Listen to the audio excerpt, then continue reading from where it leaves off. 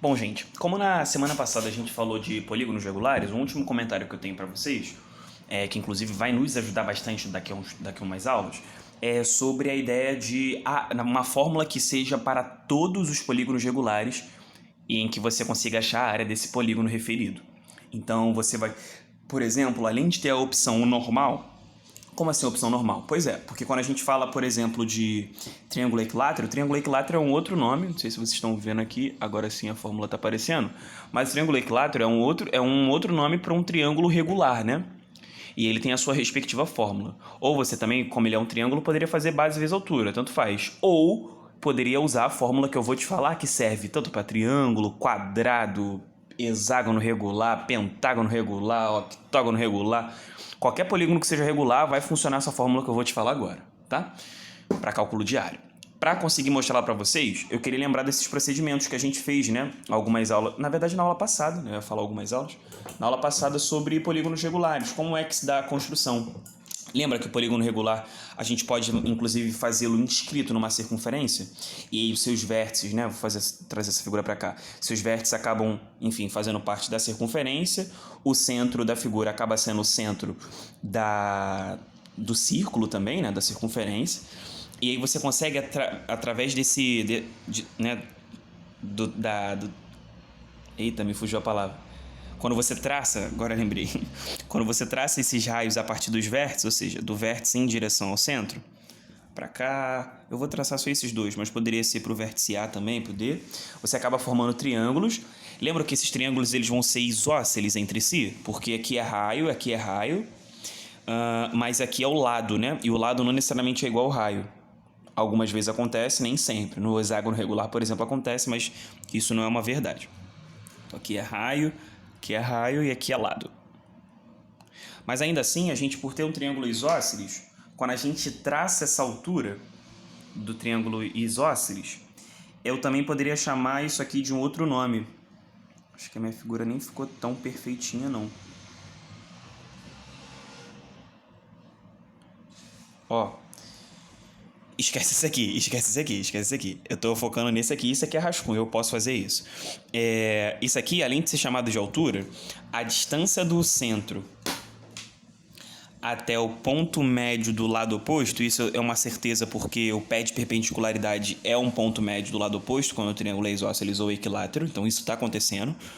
A distância do ponto médio, do centro da circunferência até o ponto médio do lado oposto, ou centro também da figura até o ponto médio do lado oposto, o nome disso é apótema.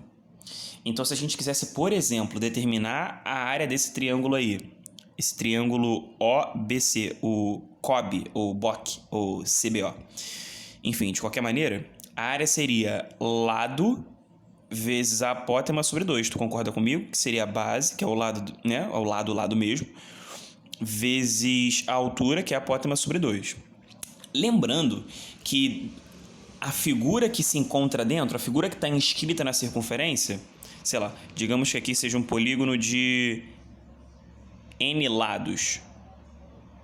Então, toda a área desse polígono, vê se você concorda comigo. Como é que eu poderia calcular toda a área desse polígono? Eu teria que pegar a área de um triângulozinho desse e multiplicar pela quantidade de triângulos que aparecem. Ou seja, quantos triângulos aparecem? Gente, vão aparecer N triângulos.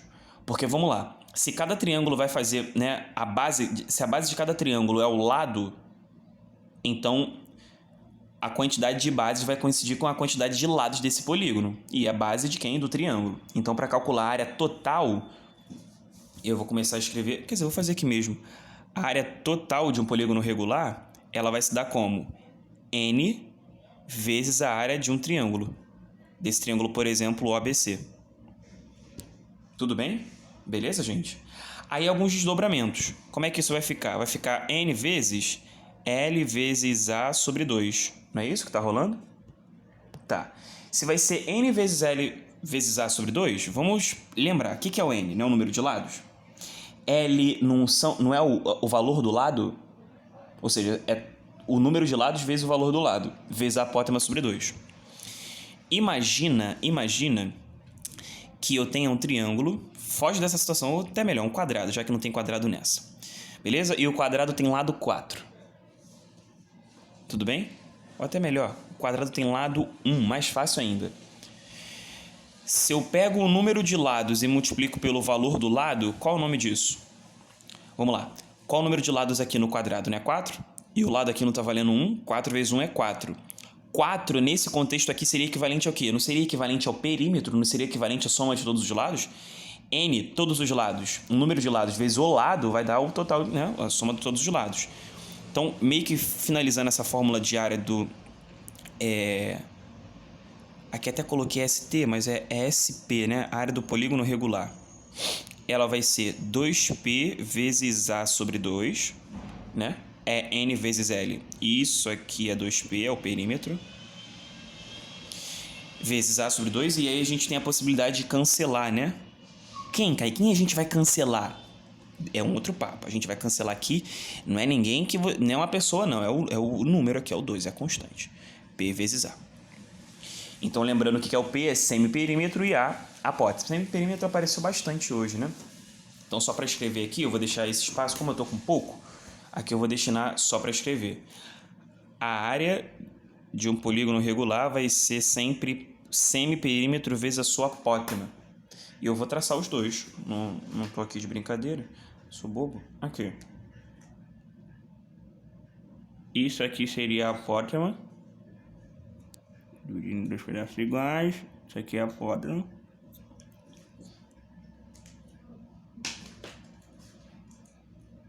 Isso aqui é igual a isso porque ambos são raio, né?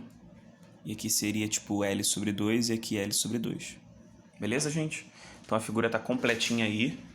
Assim como o nosso raio que tá aqui, tá? Então você pode dar um print aí, talvez copiar, enfim. Mas fica à vontade que eu só reescrevi a fórmula aqui. Vou dar um destaque e é isso. Acabo por aqui a aula de hoje. Faça uns exercícios que eu acho que é fundamental para você treinar. E me chama no probleminha, mano. Não peida pra mim, não. Valeu, beijo.